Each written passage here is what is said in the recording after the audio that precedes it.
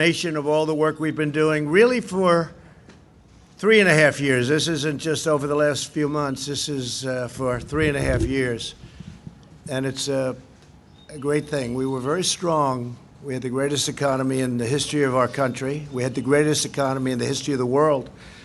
And that strength let us get through this horrible pandemic, largely through. I think we're doing really well. Vaccines, by the way, had a meeting yesterday on vaccines. We're doing incredibly well with that. I think you're going to have some very positive surprises. And therapeutics, likewise, we're doing extremely well. Cures, we're doing well. I think those two words really blend in with each other. But tremendous progress is being made on vaccines. In fact, we have ready to go in terms of transportation and logistics. We have over 2 million ready to go if it checks out for safety. And it's also, the nice part is we have 4 companies, I guess you could even say 7 or 8 companies that are doing some similar and some very different on the vaccine front, and some similar and some somewhat different on the therapeutic front. So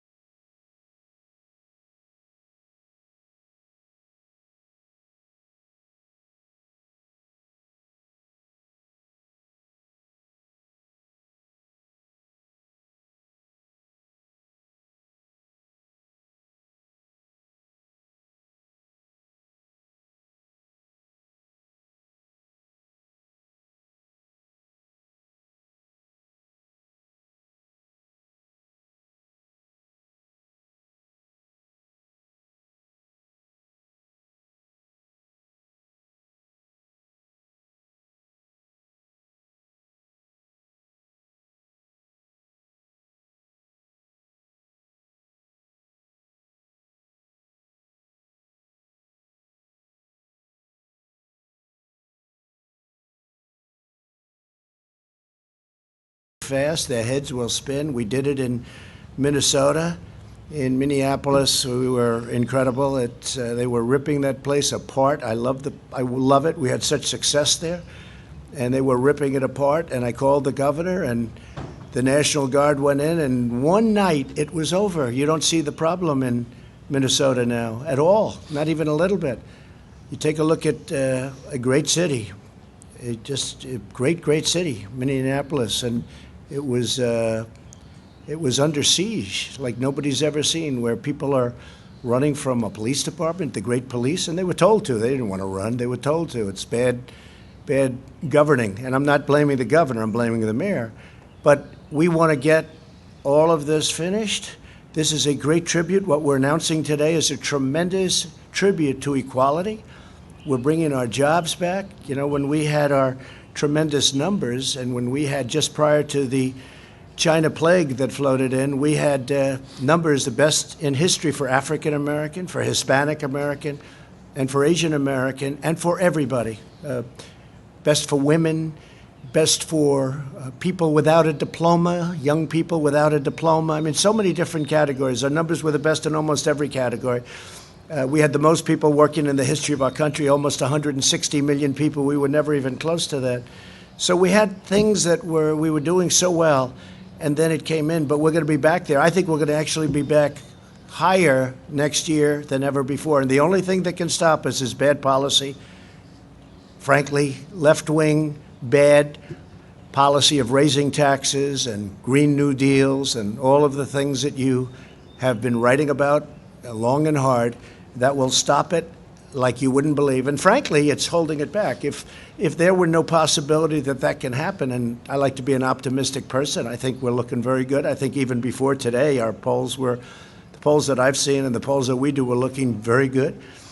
But if we didn't have the possibility of having massively higher taxes like the Democrats want to do, and Green New Deals, which are totally ridiculous, frankly, ridiculous, and I'm a big environmentalist. I believe strongly in taking care of our environment. We have the cleanest air we've ever had, like over the modern era, which, let's say you go back 30 years. We have the cleanest air, the cleanest water we've ever had. We're setting all sorts of really good environmental records. We're very proud of that. But the Green New Deal would kill our country. The Green New Deal would have a devastating effect on the world. And it's not going to happen anyway because it's impossible for them to do it. If you ever look at what they want to do under the Green New Deal, it's like baby talk. But we are doing something that this was an important day because this shows that what we've been doing is right. And the reason it's been and is so good is because the body was strong. Our body was so powerful that we could actually close our country, save millions of lives, stop people very early on from China from coming in, because we stopped early, at the end of January, very early, people coming from China who were infected coming into our country. It was a very hard decision to make. Almost nobody wanted me to make it. I would almost say nobody wanted me to make it. But we made that indecision, and even my enemy said that was an extremely important. We saved tens of thousands of lives with that decision. So we did a lot of things, and then we really ended up with empty cupboards. We went into a ventilator period that the likes of which nobody's seen since the Second World War. We mobilized. Nobody's ever seen anything like it. And then we did tests. We're over 20 million, or very close, but I think we're over 20 million tests, more than anybody in the world. Germany is at about at 4, and South Korea is at 3.5. We're over 20. And by the way, when you do more testing, you have more cases. We have more cases than anybody because we do more testing than anybody. It's simple.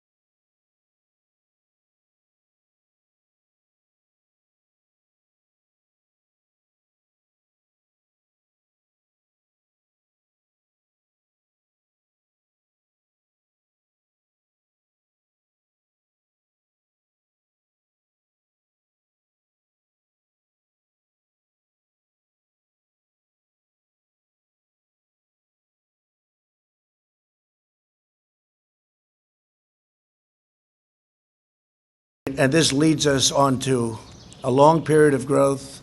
We'll go back to having the greatest economy anywhere in the world, nothing close. And I think we're going to have a very good upcoming few months. I think you're going to have a very good August, very good July, but a spectacular, maybe spectacular September, but a spectacular October, November, December, and next year is going to be one of the best years we've ever had economically. And if you look at the numbers, they bear it out. But we were strong. It's sort of like when you go in for an operation, if a person is healthy, we were healthy. We had the greatest economy in the world. We went in for an operation. We closed our country down. We closed it down. We saved possibly 2 million, 2.5 million lives. Now, it could have been 1 million lives. I don't think anything less than that. But if you think we're at 105 million today, the 105,000 today, that would mean at the lowest number, it would be 10 times that amount. And I think everybody believes the least, if we went herd, as they say. And if you look at Brazil, they're having a very hard time. And by the way, they kept bringing up Sweden. It's come back to haunt Sweden. Sweden's having a terrible time. If we did that, we would have lost 1 million, 1.5 million, maybe even 2.5 million or more lives. So we're at 105,000 lives. Big move closing it up. We also closed it up to Europe. Europe became very infected from China. A gift from China, not good. They should have stopped it. They should have stopped it at the source. But it's a gift from China and a very bad gift. I will tell you that.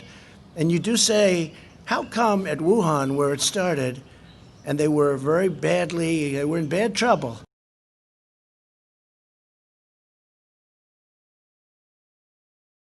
When the plague floated in, what's going on?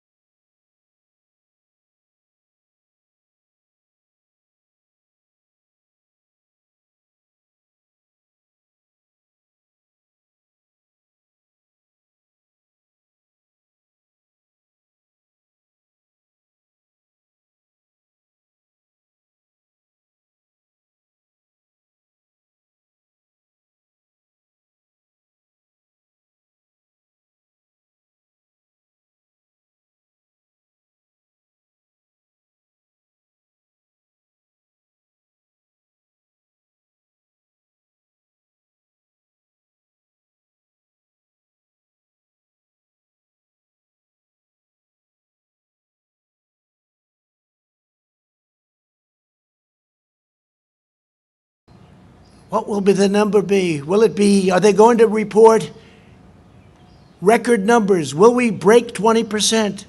What will the number be? And, I don't know. Because we were in, and I don't think we're in that territory anymore, we were in uncharted territory. Nobody's ever had a situation like that. So the number was 9 million, and one of the people was getting, no, I think it's going to be 10 million. That's 10 million negative.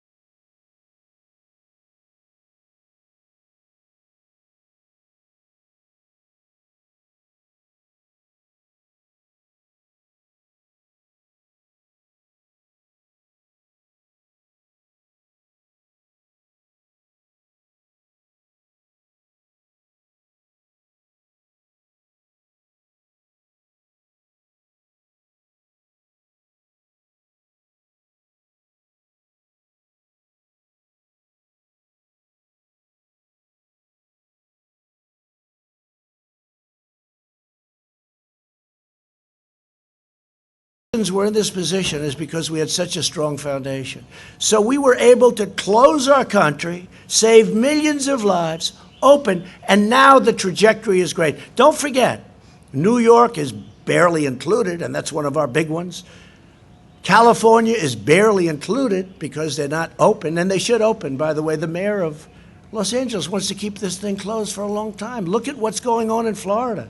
It's incredible. The job the governor of Florida has done, it's incredible. The numbers they're doing. You've got to open it up, and you do social distancing, and you wear masks if you want, and you do things. You can do a lot of things. You're getting closer together. Even you, I notice you're starting to get much closer together. It looks much better, I must say. You're not all the way there yet, but you'll be there soon. But it's a tremendous thing that happened, and the reason it happened is because we had a really strong patient. We had a patient that was so powerful, so strong, that we could close it and open it. And I give it this analogy. Somebody told me yesterday, it was Larry Kudlow. He said, sir, this is like a hurricane. And we were worried. We didn't know, is this going to be a hurricane or a major, major recession? A major recession that's not artificially caused, because this was artificially closed. We just said, boom, closed. And everything just stopped. And also, you know what else stopped? Big numbers on death by doing it. And that's why I had to do it. We've made every decision correctly. But it was like we stopped. So it was an artificial closing. And then what happened, very incredibly, is the numbers go, and Larry was saying that with a hurricane, you have a horrible hurricane in Florida or Texas, and it's devastating. And then the hurricane goes away, and within 2 hours, everyone's rebuilding and fixing and cleaning and cutting their grass. And I've seen it in Texas. I've seen it everywhere. I've seen it everywhere. Texas had a massive one. Louisiana, hurricanes. Florida, hurricanes. But what happens is right after the hurricane, boom, and this is what this is. This isn't a terrible recession. I don't even mention the D word. I don't talk about the D word. I don't want to talk about it. Because every time somebody even mentions it, I don't like the D word. But if you had a really, really big, bad recession, it could take 10, 12. How long did it take? In 1929, it took many years to recover from that. How long? 10 years. Yeah, 10. I heard 10. I think longer than 10, but that's okay. I heard 14, 15 years. Larry says 10, so let's go with 10. But it takes a long time to recover. But a hurricane, you're back in business in 1 day, 2 days, 3 days, and it's devastating and it's hard. And this was a hurricane. And it's going to get better fast because a lot of the numbers that you see, they're early numbers. They're not even from this last month.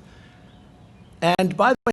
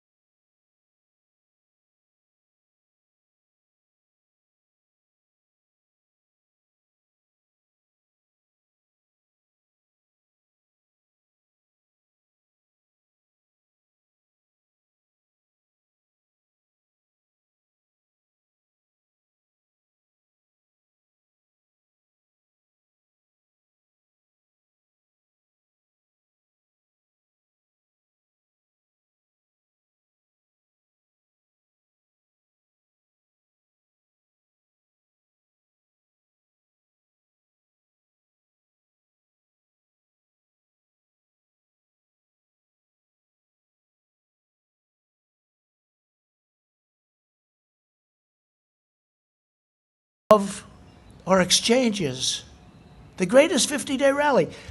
And we have a lot of protesters. And we have something else, right? We have something else. We have a pandemic. We've made tremendous progress, really on both. If you look at where we've come on both, we've made tremendous progress on both.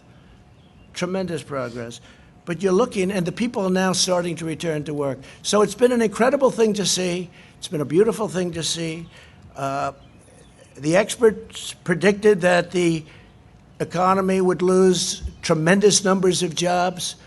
And, of course, from the beginning it has, but you're going to see how fast that's made up. I'm telling you, next year, unless something happens where the wrong people get in here, this can turn around. Your 401ks will go down to numbers. If people didn't get rid of stocks in their 401ks, they're almost even. Think of it.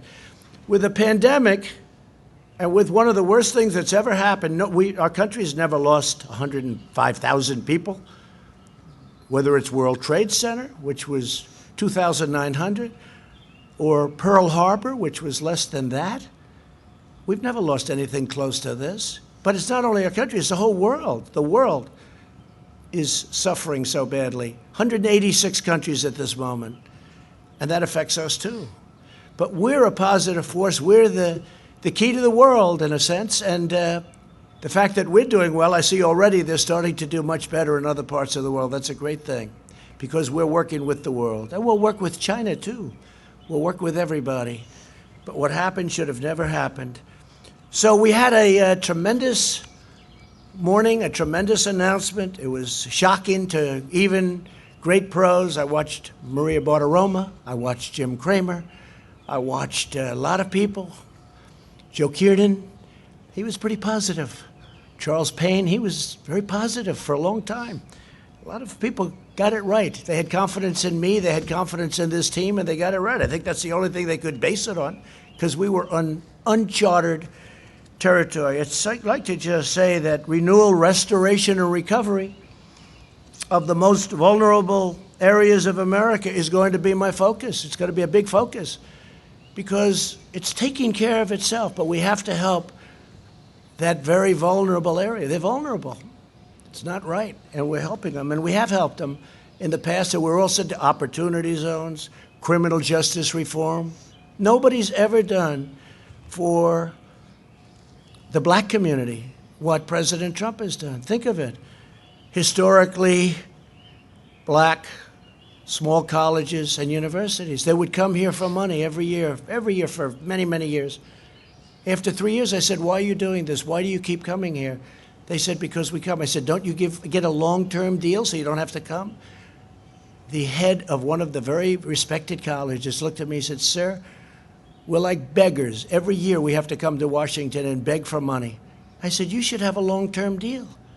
And we signed a long-term deal so they don't have to come. I'll miss them. I told him, I'll miss them. I got to know them. But the first year, I didn't think anything of it. The second year, I said, that's strange. Why are you here? And then the third year, not so long ago, same people, the heads of the historically black small colleges and universities, 44 people, maybe a little more than that, a little less than that sometimes. But after 3 years, I said, what are you doing? They said, the past administration did nothing for us. The administration before that did nothing for that. So I'm going to do it. So we did the opportunity zones with Senator Tim Scott, who's been fantastic. And by the way, it's one of the great unknowns, because the opportunity zones, you don't talk about it. It's one of the most incredible success stories ever in terms of the inner cities and in terms of